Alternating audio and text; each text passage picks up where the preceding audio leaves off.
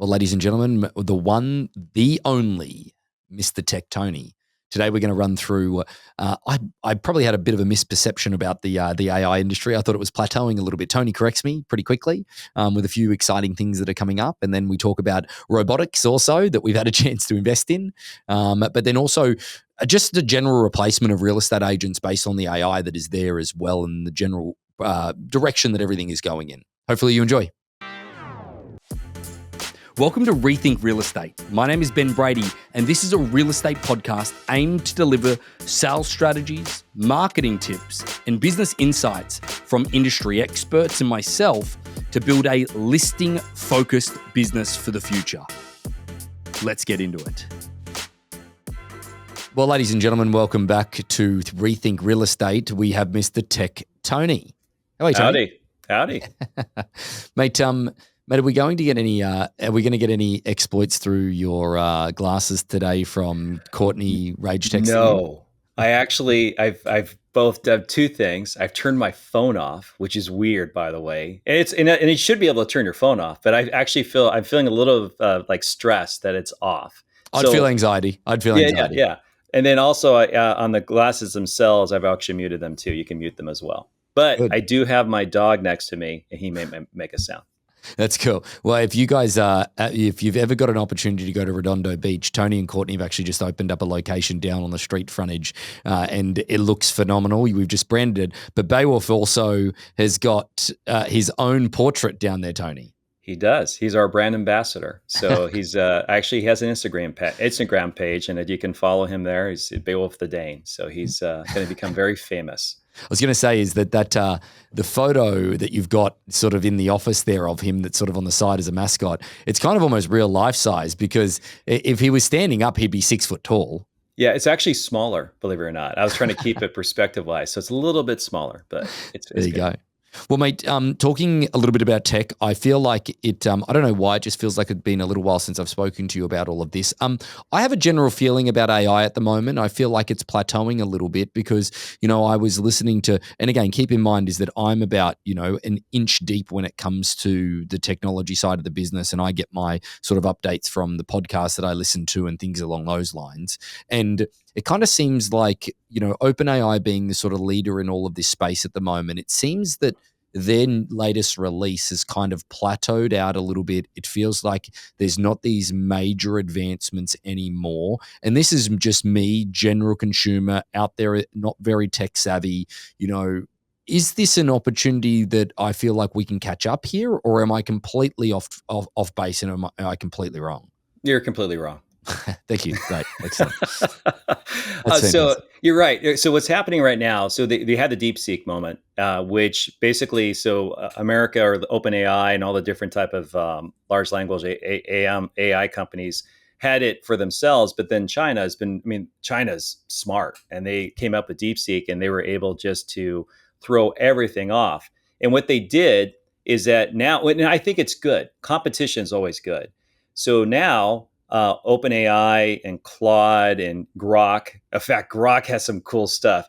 They have just released a voice part. If you have it on your phone, and they have a thing, it is inappropriate if you're a kid, but it's called Unhinged. And I demonstrated to my old men group, and it is horrible. I mean, it just gets at you. So the one you can do in front of a group, it insults you big time. I mean, with like. With personal, like it's amazing. I saw it when Musk was on Rogan, and right. He was showing it, and so it also has a love one where it falls in love with you, and it tries to get like sweet nothings, and you can do argumentative.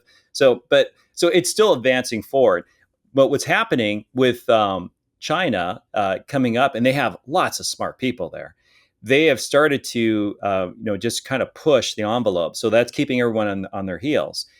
So in my circles, because I watch all the little AI stuff when I work out, that kind of thing, and the nerds are all at Twitter right now. I mean, they're just holding their breath for the next DeepSeek moment, right. And that happens to be it's called Manus, which is done through Monica. Monica is a company has a successful extension that you can install on your computer based out of China, and so where they've come is that right now from OpenAI, you have your different tier models. One is the $20 one, which everyone has, and I recommend you get. It's amazing. And then they got the higher term one, which you get at the operator, which allows you to have, think of it like a digital intern, where you can give it. It will go on the browser and it'll search the web for you. It'll do these type of things, and it's pretty cool. That's $200 a month. Yeah, right. The mainest one, they're saying they're going to release it for free initially. And it's like 20 times faster. They've done use cases. They show it where it's creating code, and it's fast, and it does some great, beautiful things. I can say, okay, create me a website, take a look at this site, and it just do everything for you and just kind of leave it. It's like a digital intern. So we don't know if it's true or not. So I'm waiting for an invite, but that's like my whole geek space. They're all like, they're all freaking out saying, oh, if this is real, oh, this could be another DeepSeek moment. So they're just amazed by it. They're waiting to see if this is actual. So I'm not sure if it's real or not, but it's impressive. So the DeepSeek moment was the fact that they could build these LLMs because at far less value. Right, that was the big moment where it wasn't going to take billions upon billions upon billions of dollars to fuel these things, and with all these big chips and whatever it may be. Now, that being said, is that now this moment is that ChatGPT is saying that the advanced version of what they have, it takes so much power in order to run it that ultimately they're charging you $200 a month for it, and so on and so forth. Now this version is saying that it's coming out and it's going to be able to do more things, larger project basis, and be able to do it quicker for less money. Is that right? Yeah, or if they charge you at all. To like one of the use cases that they demonstrated where it would search for real estate. That's why I was really keyed in on it. Where I'm a home buyer, and when you're searching for a home, it's a process. You got to search the property. Your agent will get your filters. They send it to you. Kind of go back and forth. You have to spend the time. So this is your digital assistant. Say, okay, this is my budget. This is what I like. This is where I want to be. And just like research for me. What's the best schools? Or and it does it for you. And it goes, okay, here are some curated lists of properties that just came up, and come in and take a look at it. And then it probably contact the real estate agent as well. The only thing it can't do is actually do the showings and do negotiations, which still keeps real estate agents employed. Sure. But I'm telling you, anything that's I want to double click on that for a moment, because there's an episode that's going to air shortly within Rethink Real Estate where I was on a complete and utter fucking rant the other day, Tony. As you know, we do a lot of auctions external to Harcourts now in the white label space around the country. On average, let's say that on average an auction property has between, I don't know, let's call it 3 and 5 offers on it at any time, right? You know that generates quite a lot of offers. The volume of offers that I get from realtors where they don't even make a phone call to the listing agent or to us as the auction team and just send the offer in. And then when you try to talk to them and you make a phone call to that realtor to go, hey, can I talk to you a little bit more about your offer and about your buyer? They're like, oh, no, just send a counter offer. That behavior is key. And you know what? Agents should be replaced on a buyer side, because I'm talking that's 90% of the offers that we get, we don't even get a phone call. And when we try to speak to them about their buyer and about having an actual verbal conversation about it or negotiation, they're like, no, just send me a counteroffer. At the end of the day, like, that is just pure behavior where they should be replaced. It's laziness and poor practice, and they're not doing the service for their customer. I mean, one thing as a listing agent, we mostly have listings, but when we work with our clients, I can't tell you many times where I'll get a call out of the blue saying, did you get our offer? I go, what offer? I mean, I check my emails, I check my spam.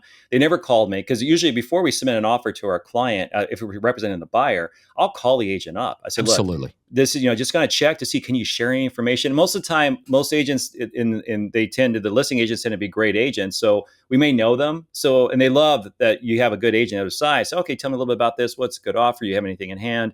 What would get our offer accepted? Are there any type of terms? So, because what I want to do is I want to draft an agreement that will get accepted right out. So we're not going to have any counters. Yep. So you call, you actually contact the listing agent and you ask them, okay, what are you looking for? Do they need to have a rent back, or what is your clients? Do they want to have a quick closing? Is it price? Is it terms? And you just kind of just have a conversation. Then you go back to your buyer and you say, okay, we had a conversation with they have this many in hand. We can go maybe back up. You earn what you're supposed to do on behalf of your client. It drives me nuts when the buyer agents do not call us. Whenever I submit offer, I still text and I call just to confirm you have it. So I have it in text or an email that you received the offer. Exactly right. And it's just it's anyway. That's a complete and utter other topic. But the reality is that people need to understand is that these types of things are out there at the moment that are going to be far more efficient. And outside of actually physically getting them into the property, this is another thing, Tony. Though, is that the volume of people so we have Harcourts Housemate that people log everybody into at their open houses on a constant basis. So we're getting thousands of people added into our database every week that come through. Do you know the volume of people of buyers that are actually accompanied by an agent is less than probably 5%? It's unbelievable. Right. Yeah, and that's something I never understood as well, because you're there to help your client, and part of it where they want you as your agent, so you have your input because they want to get your input as an agent. So yeah, I've actually my wife, my partner, I've seen her where she goes, this house is not for you, or we got to leave, because she knows, and then it kind of gets like this, I'll tell you what I'm seeing, and I know that you've seen. So right, they should be there.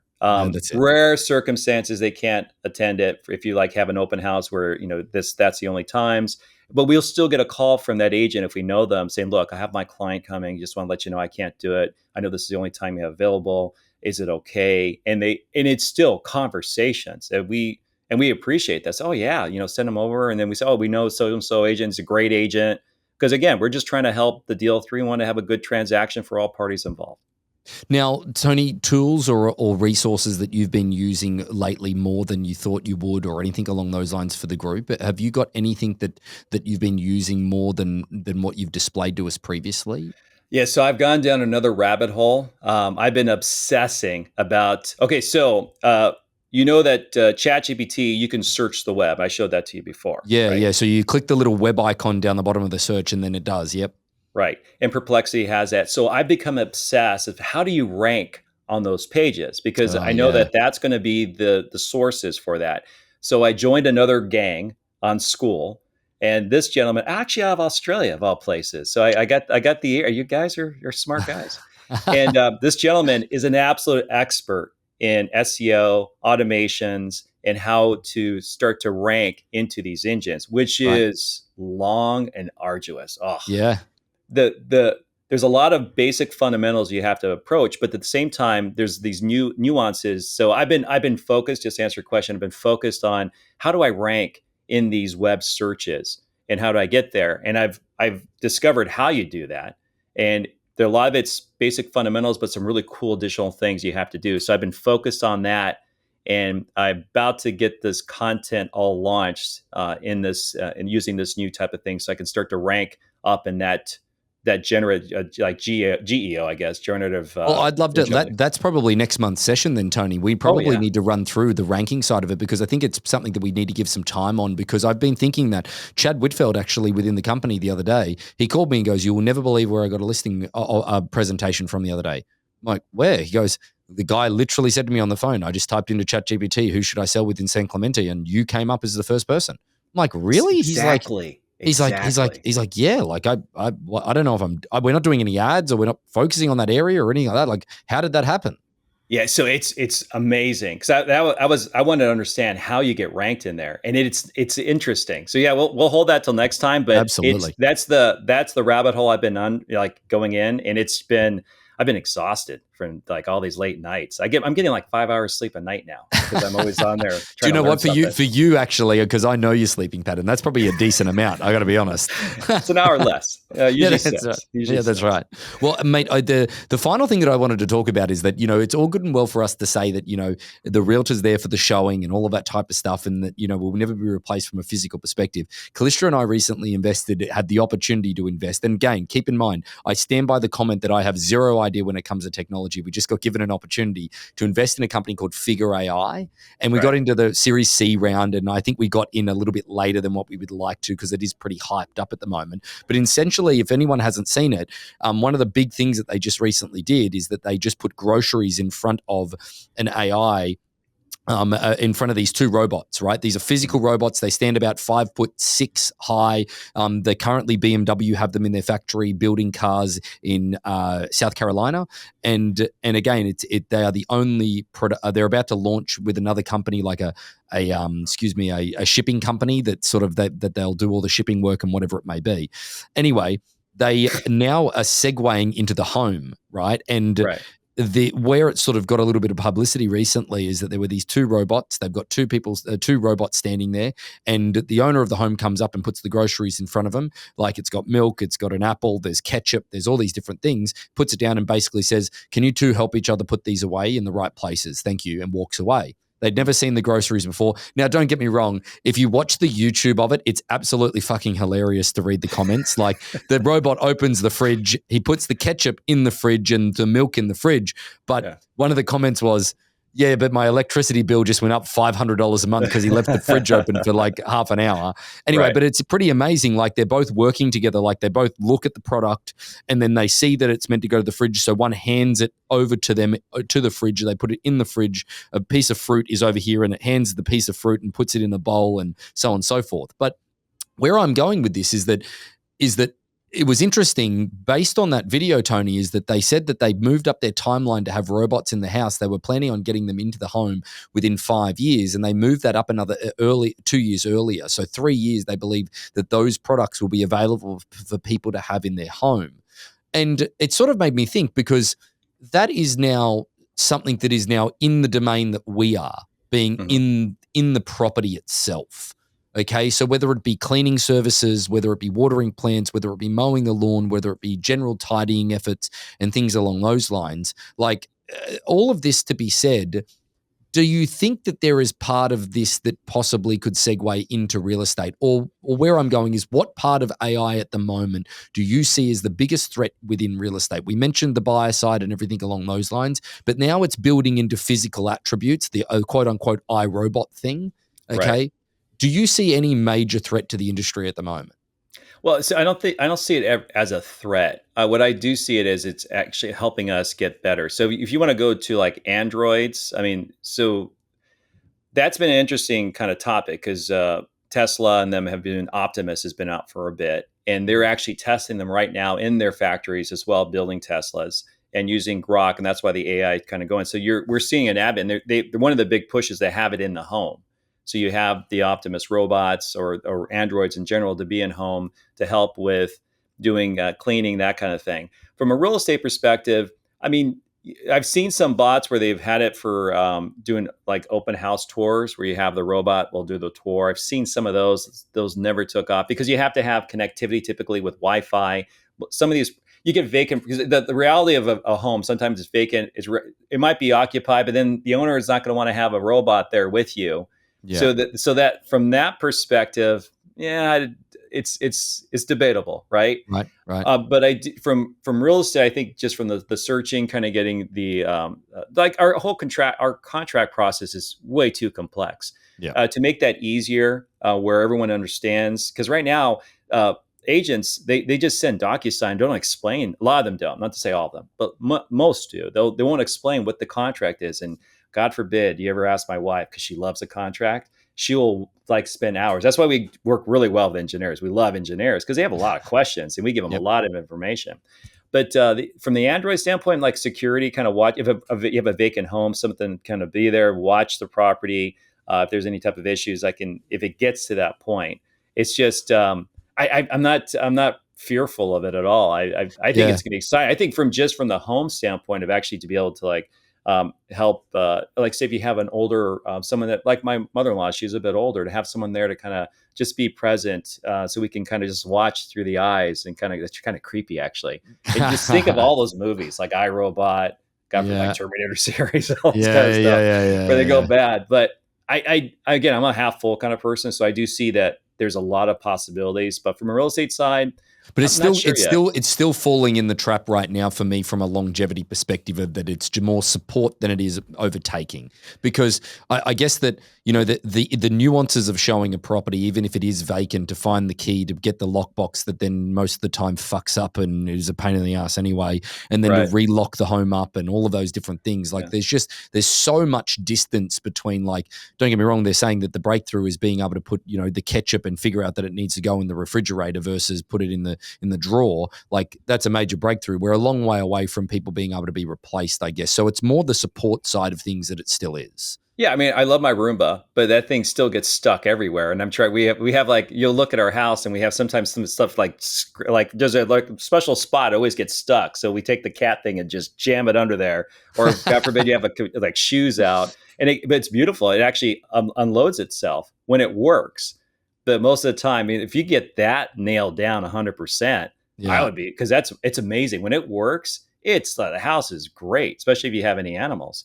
But that's still, and that's, how old is that technology? Oh, And that's they've a yet, lot. Yeah. yeah, they've Yeah. yet to get that 100%. Hopefully, maybe there might be something else. I'd love to see if there's something better, because I need to update my Roomba. What do you use? Do you use Roomba? No, no, no, no. See, this is the thing. I couldn't handle it. We did buy one, but the reality is that I just couldn't handle the inefficiency of it because it just didn't do a good enough job for me. So that's why we get the house cleaned by cleaners, because like Right. I don't think the cleaning side of a property will never, unless someone's polishing something, or you've got a robot cleaning your toilet properly, or all of getting into the, like, I'm a clean freak. I, like Calista will tell you, like I'm to the next level. And like I couldn't handle the fact, Tony, that like in the corner, the Roomba, yeah, sure, it says it flicks the stuff in, like, and it gets it. It's like, no, it doesn't. It doesn't get into the fucking corner. I don't know.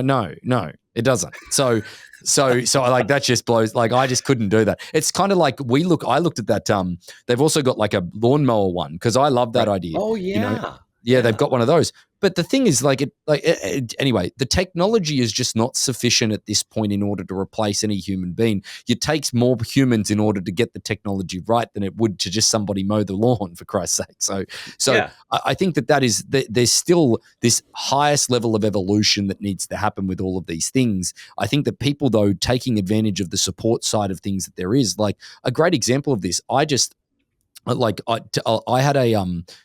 had a speech that I had to do at our annual awards, right? Mhm. And I'm really good at being off the cuff and speaking. However, I never get all of my points across because it'll be all over the place, and I don't usually. So I because it was a very important moment for the business, and you and Courtney were there with your team, and Right. I needed to read it, and I needed to make sure I got my points across.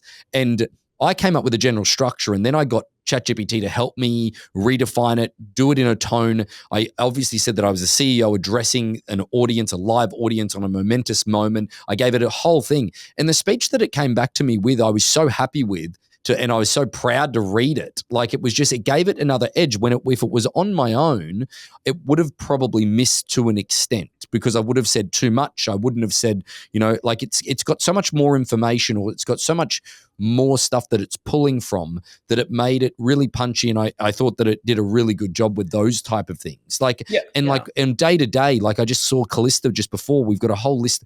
Someone gave us a list of 127 showings that they had on a property in Miami that were just about to take to auction. Part of our job is to put that into the system and to go through all of those people and to let them know that it is now an auction. They sent us over a spreadsheet, right, that wasn't formatted the same way, because she uses Airtable on the back end of our auction system. So all she did was just upload it to ChatGPT and said, hey, make sure it's this format.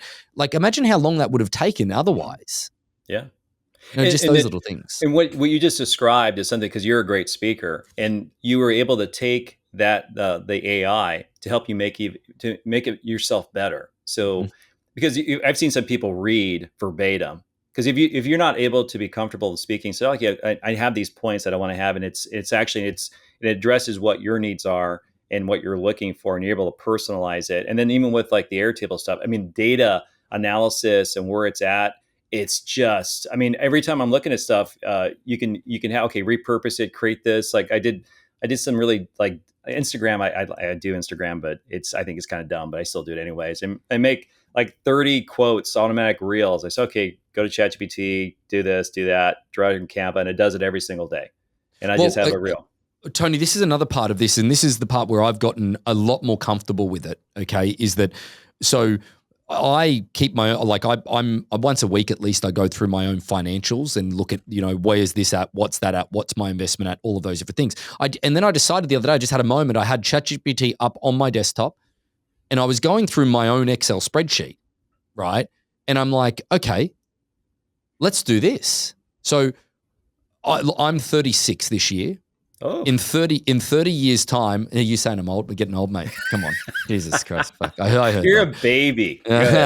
So I said to ChatGPT, this is my property, this is where it is, based on real estate values over the last 30 years, apply that to the next 30 years. How much will that property be worth? How much? I've got this much in my 401k, I've got this much in a whole life insurance, I've got this much, that.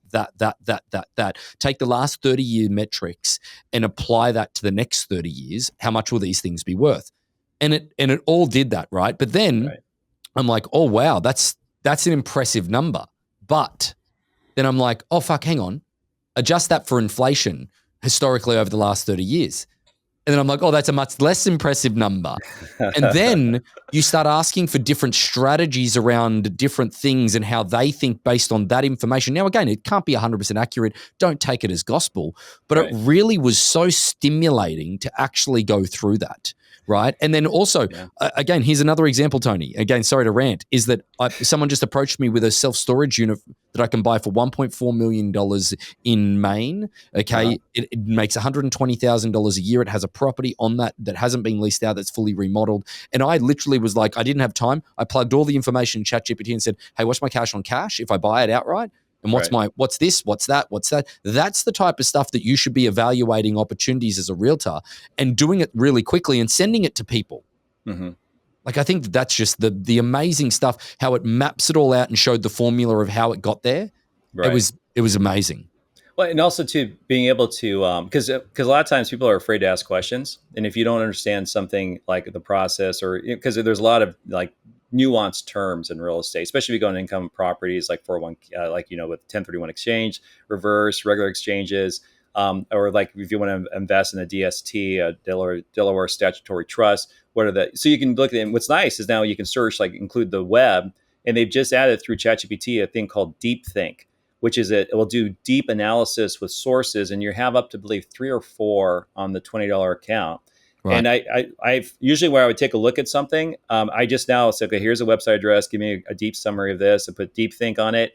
And it does a great job of just analyzing everything. So I can look at it, go, oh yeah, I thought that's what it was. And it's, okay, there's something I didn't realize. And then use the sources to actually bring that. So it's just like the phone. I feel like I'm becoming more informed and better at what I'm doing. And that's why I really like it and enjoy it. And it's great. I mean, I think it's a great tool. And the fact that you have so many different ones out there. You got Grok, which is a great LM. You have Meta, the Olama one. You have Claude, which is an amazing writing tool. Now you have Deepthink, which is Chinese. You got to remember that it's Chinese, so it's going to go over there. And then of course you have ChatGPT and everything else. So there's just so much out there, which I just absolutely love. Well, mate, we'll continue to explore, and thank you for being our guiding force through all of this, as there's plenty of stuff to do. Next time, we're definitely going to be doing the ranking stuff. So let's talk about that, because I think that's a really big avenue for people. But thanks again, mate. Appreciate you having you on. All right, see ya. So about 75% of our audience hasn't liked, followed, or subscribed to our podcast. It would mean the world to us, and it would help this podcast more than you know to expand our reach if you were to like, follow, or subscribe on any of the platforms that you're watching or listening on. Thanks again.